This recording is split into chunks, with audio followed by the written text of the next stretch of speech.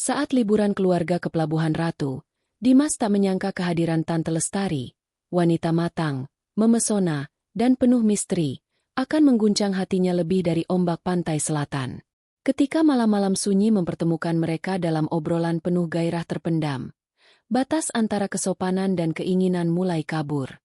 Apakah ini hanya godaan sementara? Atau awal dari rahasia yang akan mengubah segalanya?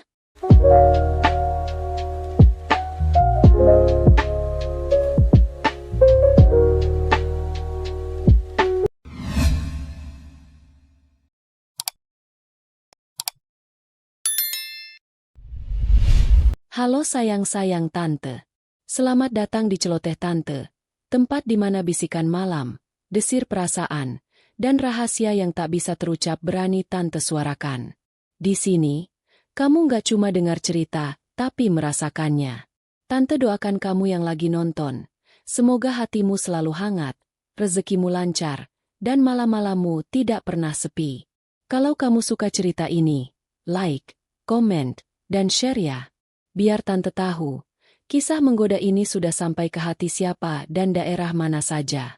Jangan lupa subscribe, karena malam-malam berikutnya, Tante punya lebih banyak rahasia untuk dibisikkan. Langit Jakarta siang itu terlalu terang bagi Dimas. Tubuhnya masih terasa berat usai lembur semalam, dan baru saja ia menaruh mu kopi di meja ketika Maya mendekat sambil membawa tas jinjing kecil. Ayahku nggak jadi ikut reuni di Lembang. Jadi liburan ke Pelabuhan Ratunya jalan, ya? Dimas mengerutkan dahi, menoleh dari laptopnya. Kita berangkat sekarang. Iya dong. Surprise trip. Biar kamu nggak stuck terus di kantor. Tante Lestari juga ikut. Jawab Maya ceria sambil mencubit pipinya. Tante Lestari. Nama itu langsung memantik memori samar. Sudah lama ia tak bertemu kakak ibunya Maya. Wanita itu memiliki aura yang tak bisa dijelaskan. Elegan, berkelas. Tapi ada sesuatu yang selalu menggoda di balik tatapan matanya. Sesuatu yang tak bisa ditebak. Mobil putih mereka melaju menembus jalanan meliuk menuju pantai Karanghau. Langit mulai berganti jingga saat villa megah di tepi tebing tampak dari kejauhan. Berarsitektur semi modern, berdinding kaca, dikelilingi taman dan suara debur ombak tak pernah jauh. Lestari sudah tiba lebih dulu. Ia membuka pintu sambil menyilangkan kaki, duduk di sofa rotan dengan setelan linen putih longgar. Rambut ikal panjangnya digelung separuh. Kulitnya kecoklatan, sehat, dengan aroma parfum bunga melati lembut yang menyergap begitu Dimas masuk. Ah, Dimas, kamu makin dewasa ya sekarang, ucapnya sambil berdiri dan menyambut dengan pelukan ringan. Pelukan itu singkat, tapi cukup lama untuk membuat jantung Dimas berdegup. Ada kehangatan yang berbeda dari seorang tante. Jemarinya sempat menyentuh punggung telanjang Lestari yang terbuka karena potongan busananya. Ia menelan ludah diam-diam. Ini bakal jadi liburan yang menantang. Malam menjelang. Mereka makan malam bertiga di halaman belakang villa dengan cahaya lampu taman temaram. Lestari duduk menyilangkan kaki panjangnya di hadapan Dimas. Kadang menyapukan jari ke lehernya sendiri sambil tertawa pelan setiap Maya bercerita. Dimas tahu ia seharusnya fokus ke istrinya. Tapi setiap kali matanya bertemu mata Lestari, ada sesuatu yang ditahan, atau justru dibiarkan terbaca. Dan Lestari tahu itu. Tatapannya tak langsung menghindar. Justru diam, menunggu, seolah memberi Dimas pilihan, tarik diri, atau tenggelam. Maya pamit ke kamar lebih dulu. Mengeluh ngantuk. Dimas masih duduk, memandang langit. Lestari berjalan mendekat dengan 2 gelas wine. Capek, ya? Bisiknya. Sedikit. Minum ini. Malam di sini akan lebih terasa hangat kalau kamu nikmati pelan-pelan. Katanya sambil menyodorkan gelas. Jemarinya menyentuh tangan Dimas dengan sengaja. Lembut, hangat, dan menantang. Waktu berjalan tanpa terasa. Gelas pertama berganti kedua. Angin laut menampar lembut tubuh mereka yang hanya dibatasi bahan tipis. Aku selalu suka suasana sepi kayak gini, ucap Lestari sambil menatap laut. Kamu kelihatan tenang banget, Tante. Kalau perempuan sudah cukup lama hidup, tenang bukan pilihan tapi kebutuhan. Dimas hanya menatap siluet wajahnya yang samar diterpa cahaya lampu. Bibirnya sedikit mengilat, lehernya jenjang, dan setiap kali ia tertawa kecil, dada Dimas terasa makin sesak. Lestari menoleh. Matanya menatap langsung. Kamu mirip seseorang yang pernah sangat aku cintai, Dimas. Maksud tante? Jangan tanya sekarang, mungkin nanti aku cerita. Ia bangkit, perlahan, berjalan pelan menuju kamar, tapi sempat menoleh sejenak. Tatapan itu terlalu lama untuk disebut wajar. Dimas tak bisa tidur malam itu. Dan di balik kamarnya, ia yakin Lestari juga masih terjaga. Pagi harinya, Dimas bangun lebih awal. Tapi Lestari sudah lebih dulu duduk di tepi kolam renang, dengan kaftan tipis yang hampir menyatu dengan kulitnya. Rambutnya tergerai, dan ia tampak seperti baru selesai yoga atau meditasi. Morning, Dimas. Ucapnya pelan. Sudah dari tadi di sini, Tante? Ia mengangguk, lalu menatap lurus. Dulu, aku pernah hampir menikah dengan laki-laki yang aku pikir akan jadi akhir dari pencarianku. Tapi dia mundur karena ibuku nggak setuju. Katanya, dia terlalu muda, belum mapan. Kami berbeda 10 tahun. Dimas hanya diam. Lestari menoleh. Bibirnya melengkung. Kadang beda usia bukan soal logika, tapi soal waktu. Dan siapa yang hadir di waktu yang salah? Ada jeda. Tinggi. Lestari menatap dalam. Kamu sudah merasa waktumu tepat belum, Dimas? Pertanyaan itu menggantung seperti kabut tipis di udara. Tidak terlalu dingin, tapi cukup menusuk. Dan pagi itu, untuk pertama kalinya, Dimas merasa pernikahannya bukan jawaban dari semua rasa. Matahari baru naik setengah ketika mereka tiba di pasir putih tersembunyi, tak jauh dari villa. Maya sibuk dengan kamera, mengambil angle dirinya dari berbagai sisi. Dimas membentangkan tikar, sementara Lestari menurunkan keranjang piknik berisi buah dan roti lapis. Gaun Lestari hari itu tipis berwarna biru langit. Angin laut meniupnya lembut, menampakkan bayangan tubuh yang nyaris terlalu jelas. Kacamata hitamnya mempertegas bentuk wajah dewasa yang tak perlu banyak riasan untuk memikat. Dimas mencuri pandang saat Lestari membungkuk mengikat tali sandal.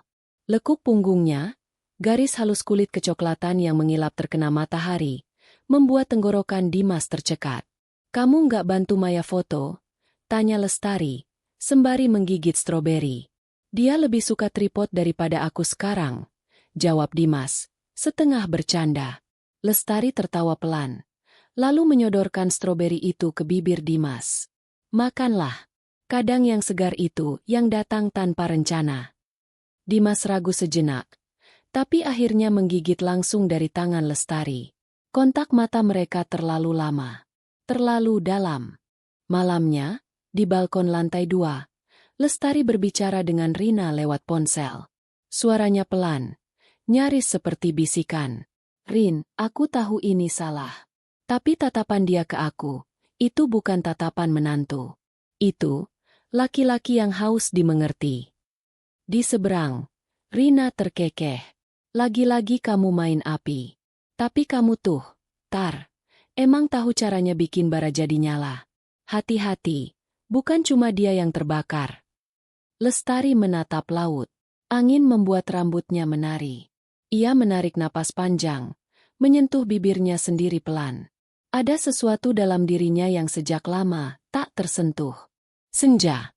Mereka duduk di tepi batu karang. Kaki terjulur ke air. Maya pergi dengan motor pinjaman ke toko cenderamata. Lestari menyandarkan tubuh ke dinding batu. Dimas duduk tak jauh. Aku pernah kehilangan pria yang aku cintai karena terlalu lama menunggu waktu yang tepat, ujar Lestari, perlahan. Dimas tak berani menatapnya. Kamu tahu, Dimas, kadang perempuan butuh didengarkan. Bukan diberi nasihat. Bukan dihakimi. Cuma, dimengerti. Aku mengerti, Tante. Lestari menoleh. Mata mereka bertemu. Jangan panggil aku Tante saat kamu bicara seperti itu. Dimas tertelan kata-kata sendiri. Keesokan harinya, Maya lebih sibuk dari biasanya. Tripod, ring light, Outfit ganti 3 kali. Ia jarang berbicara, bahkan lupa menanyakan Dimas sarapan atau belum. Dimas duduk di dapur, membaca koran. Lestari masuk, mengenakan kemeja putih oversized dan celana pendek linen. Aromanya seperti pagi yang belum selesai. Dia sibuk banget, ya, ucap Lestari sambil menuang teh. Iya, gumam Dimas. Lestari duduk di hadapannya. Kemeja yang ia pakai menyingkap sebagian paha. Kamu tahu, kadang kamu harus berhenti menunggu pasangan berubah. Tapi mulai bertanya, kamu bahagia nggak sekarang? Dimas menatap mata Lestari. Lagi-lagi, tak ada jawaban. Tapi ia tahu, tubuhnya menjawab lebih dulu. Malam itu, di teras depan, Dimas akhirnya bicara. Aku nikah muda. Mungkin terlalu muda. Tapi aku pikir cinta cukup. Lestari mendengarkan. Tangannya menyentuh bahu Dimas. Tapi belakangan aku merasa, aku hanya pelengkap. Rumah tangga kami isinya diam dan foto-foto untuk feed. Lestari mendekat. Hanya beberapa senti memisahkan wajah mereka. Dan kamu butuh dihidupkan lagi. Dimas mengangguk lirih. Mungkin. Lestari tersenyum samar, tapi matanya berkata lebih banyak. Kalau kamu siap dibakar, jangan salahkan siapapun kalau kamu meleleh. Maya tertidur lebih awal. Lestari duduk di pinggir kolam. Kakinya masuk ke air. Dimas yang mendengar suara air keluar dan ikut duduk.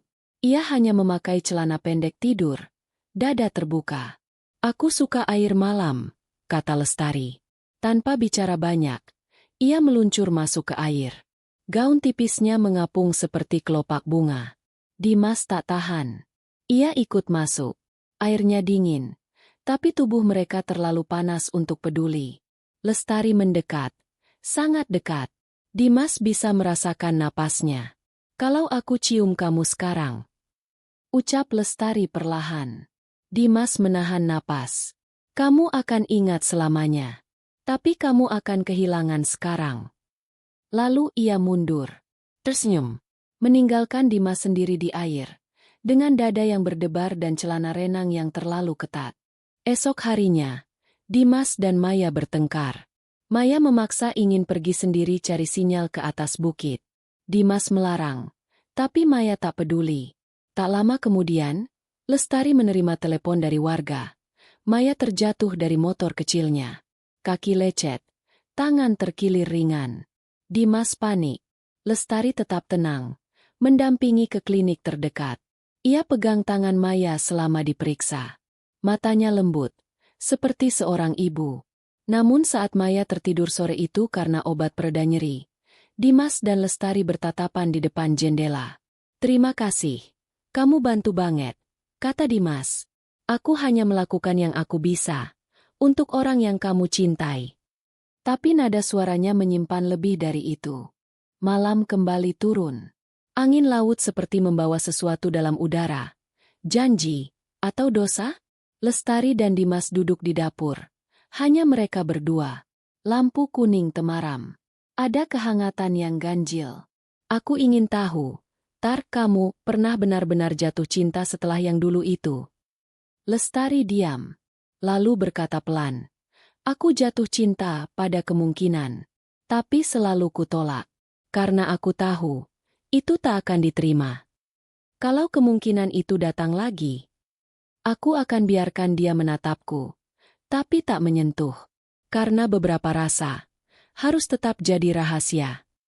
Malam itu, Dimas bermimpi. Ia dan Lestari duduk di pasir. Lalu berciuman. Lalu lebih dari itu.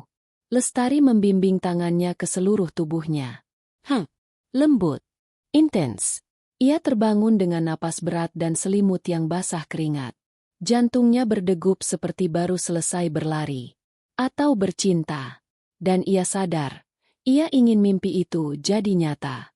Pagi itu, Lestari mengenakan setelan olahraga, berkeringat, dan bercahaya. Dimas menatapnya seperti pria haus menatap oase. Aku akan jogging ke bukit belakang. Mau ikut? Tanya Lestari sambil mengikat rambut. Dimas tak menjawab. Lestari menoleh, Dan dengan lirikan yang lembut namun menyengat, ia berbisik. Kamu harus putuskan, Dimas. Kamu ingin tetap jadi menantu, atau jadi laki-laki? Dan seperti itu, ia berjalan pergi, meninggalkan Dimas dalam kebisuan dan ketegangan yang tak bisa disangka lagi. Petang itu, awan tebal menggulung di atas laut. Kilat memecah langit, disusul hujan deras yang turun mendadak. Listrik mati. Villa menjadi senyap. Hanya cahaya lilin kecil yang menerangi ruang tengah. Maya masih terlelap dengan efek obat penghilang nyeri. Dimas duduk sendirian, memandangi jendela. Lalu langkah lembut terdengar. Lestari datang dari dapur, membawa 2 cangkir teh panas dan sebatang lilin tambahan. Ia mengenakan jubah satin berwarna champagne, menggantung ringan di tubuhnya yang hanya ditutupi lingerie tipis. Dingin? Tanyanya sambil menyodorkan teh. Sedikit, jawab Dimas, menelan ludah tanpa sadar. Mereka duduk bersebelahan di karpet ruang tengah. Hujan menampar jendela seperti ritme rahasia. Cahaya lilin menari di kulit Lestari, membentuk bayangan menggoda di lekuk leher dan tulang selangkanya. Dimas mengangkat pandangan, dan Lestari menatap balik. Tak ada kata, tapi tubuh mereka sudah berbicara dalam diam. Lestari menggenggam cangkirnya, tapi matanya tak lepas dari mata Dimas. Boleh aku jujur malam ini? Tanya Dimas, suaranya serak. Lestari mengangguk pelan. Aku menginginkanmu, katanya. Lestari tidak terkejut. Ia hanya mendekat, sangat perlahan, dan menyentuhkan dahi mereka. Napasmu panas, bisiknya. Dan saat bibir mereka akhirnya bersentuhan, pelan, penuh rasa bersalah tapi tak terbendung, dunia seakan berhenti. Ciuman itu tidak terburu-buru. Justru sangat lambat, penuh perasaan. Seperti mencicipi buah terlarang yang manisnya membuat ketagihan. Tangan Dimas meraba punggung Lestari, dan tubuh mereka makin rapat. Tapi sebelum semuanya terbakar lebih jauh, Lestari melepaskan diri. Matanya gelap oleh emosi. Ini salah. Tapi bibirnya masih gemetar, seperti tak ingin berhenti. Dimas berdiri, tubuhnya gemetar oleh konflik yang meledak di dalam diri. Lestari masih duduk, menatap lilin yang hampir habis. Aku gak tahu harus gimana, gumam Dimas. Lestari menghela napas. Aku juga gak ingin jadi penyebab kehancuran siapapun. Lalu kenapa kamu gak menolak sejak awal? Aku terlalu lelah berpura-pura tak merasakan apa-apa. Jawabnya pelan. Kita sama-sama manusia. Dan malam ini kita cuma jujur. Mereka diam. Hujan perlahan reda. Tapi badai di dalam mereka belum selesai. Keesokan harinya, Maya terlihat lebih tenang, tapi lebih waspada. Semalam mati lampu, ya? Tanyanya sambil mengoles selai roti. Iya, jawab Dimas singkat. Maya melirik Lestari yang hanya tersenyum samar. Kamu tidur di mana, Tar? Di ruang tengah. Gelap semua, jawab Lestari. Dimas bisa merasakan jantungnya berdetak tak karuan. Maya tidak melanjutkan pertanyaannya. Tapi tatapannya tak lepas dari suaminya. Seperti mencoba membaca sesuatu. Sore itu, kejutan datang. Rina, sahabat Lestari, tiba dengan mobil sewaan. Ia muncul begitu saja dengan gaya khas, santai dan tajam. Wah, suasananya kok kayak abis neraka kecil, ya? Celetuk Rina. Lestari tersenyum hambar. Maya tampak senang ada orang baru. Tapi Rina hanya butuh beberapa menit untuk membaca suasana. Di dapur, ia mendekati Lestari. Kamu nyentuh anak orang. Lestari diam. Rina menggeleng pelan. Tar, kamu tuh bisa bikin laki-laki lupa dunia.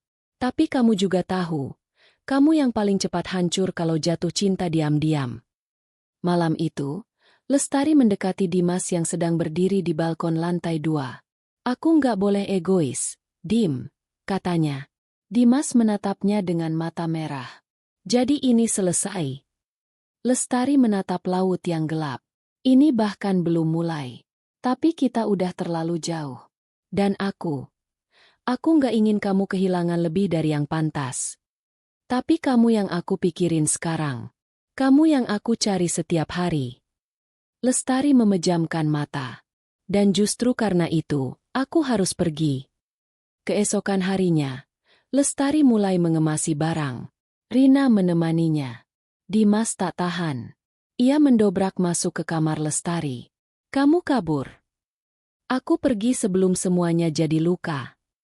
Aku cinta kamu. Lestari berdiri kaku. Kalimat itu menohok jantungnya. Kamu hanya haus akan sesuatu yang beda, Dim. Bukan. Aku merasa hidup lagi saat bersamamu. Lestari menahan air mata. Tapi suaranya tegas. Kalau kamu benar-benar cinta, kamu akan memilih untuk enggak menghancurkan. Termasuk menghancurkan dirimu sendiri. Di dalam mobil, dalam perjalanan ke terminal, Lestari menangis diam-diam. Ingatannya kembali ke usia 20-an, ketika ia juga jadi perempuan ketiga. Ketika ia juga disalahkan atas perasaan yang tumbuh di tempat yang salah. Ia masih ingat bagaimana laki-laki itu akhirnya meninggalkan istrinya. Tapi bukan untuk Lestari. Dan ia ditinggal sendirian. Aku nggak mau ulangi itu, bisiknya dalam hati. Malam itu, Maya masuk ke kamar yang biasa ditempati Lestari. Ia menemukan syal kakaknya tertinggal. Dan surat pendek. Maaf jika kehadiranku membebani. Kau wanita yang kuat, Maya. Dan Dimas pria yang butuh lebih dari sekadar pasangan. Dia butuh teman jiwa. Jangan biarkan dia kehilangan arah. Maaf. Aku mencintai kalian berdua. T. Maya menggenggam surat itu. Ia tahu semuanya. Tapi entah kenapa, air matanya tak berhenti mengalir. Maya menatap Dimas di ruang makan. Kamu cium dia. Dimas tak menjawab. Maya tertawa pahit. Bukan itu yang paling nyakitin. Tapi karena kamu gak bilang apa-apa. Kamu simpan semua. Aku takut kehilanganmu. Nyatanya kamu kehilangan aku, bahkan sebelum kamu sadar. Keheningan panjang. Lalu Maya berkata pelan. Aku butuh waktu. Kita butuh waktu. Dimas hanya bisa menatap kosong. Dan untuk pertama kalinya, ia tak tahu apakah ia akan pulang ke rumah yang sama lagi. Pagi itu, villa sunyi seperti baru saja ditinggalkan sesuatu yang tak akan kembali. Tak ada suara sandal Lestari menapaki tangga. Tak ada wangi parfum melati yang biasanya menguar lebih dulu sebelum ia muncul di dapur. Ia sudah pergi sebelum fajar, meninggalkan kamar rapi, dengan sepucuk catatan kecil di atas bantal. Maaf aku tak bisa menunggu perpisahan. Beberapa rasa terlalu dalam untuk ditutup dengan kata-kata. Semoga kenangan ini tidak membakar, tapi menghangatkan. Jangan cari aku. Carilah dirimu sendiri. Dimas menemukan catatan itu, menggenggamnya erat. Jiwanya kosong, tubuhnya masih hangat oleh ingatan. Tapi lengannya dingin, kosong tanpa pelukannya. Dan dari kejauhan, dari jendela lantai 2, Maya diam-diam menyaksikan suaminya menangis untuk wanita lain. 2 hari berlalu. Mereka tak banyak bicara. Tak ada lagi debat kecil tentang tempat makan siang atau topik film. Hanya diam yang melingkar panjang seperti kabut. Sampai akhirnya, Maya duduk di samping Dimas di teras villa, tepat sebelum mereka bersiap pulang. Aku tahu kamu sayang dia, kata Maya pelan, menatap ke horizon laut. Dimas menoleh, wajahnya lelah. Aku juga sayang kamu.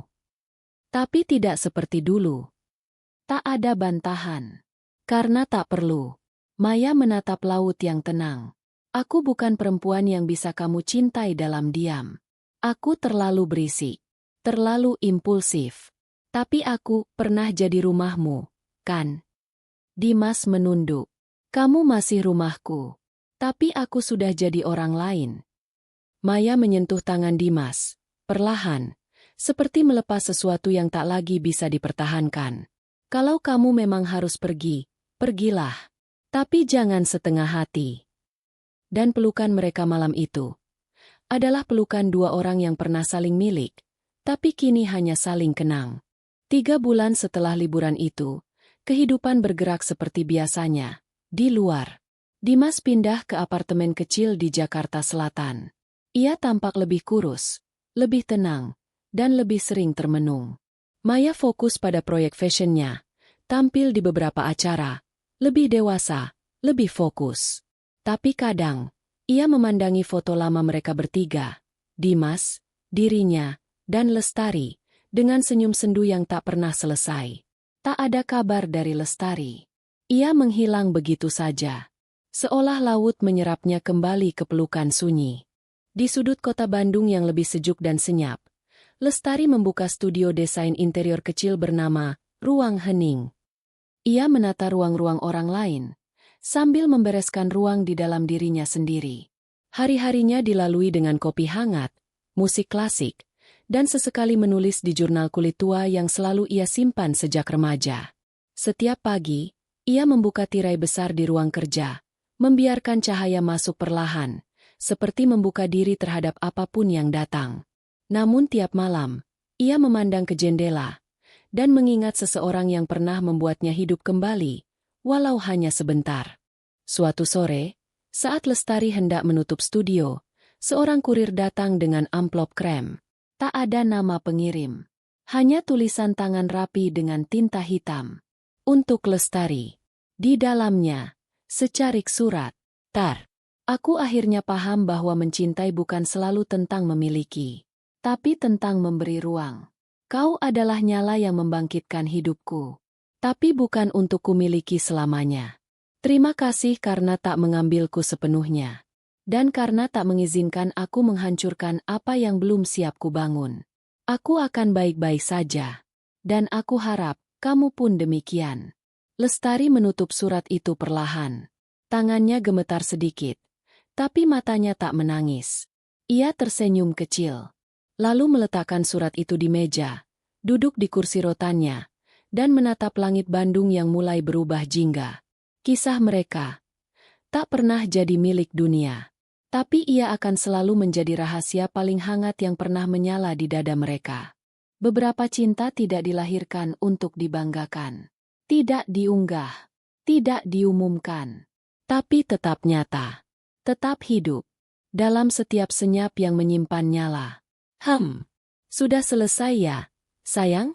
Tapi kenapa dada kamu masih hangat dan jari kamu belum mau menutup layar?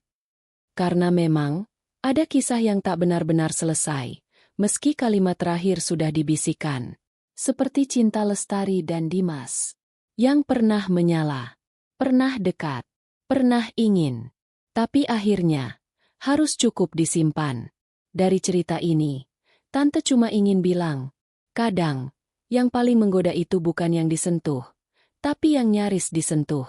Yang tak bisa kamu miliki, tapi terlalu dalam untuk kamu lupakan. Jadi untuk kamu, penonton setia celoteh Tante, semoga kamu selalu punya cinta yang cukup untuk menghangatkan, dan logika yang cukup untuk tidak terbakar. Tante doakan malam-malam kamu tidak sepi, tubuh kamu tidak dingin, dan hati kamu tidak kosong.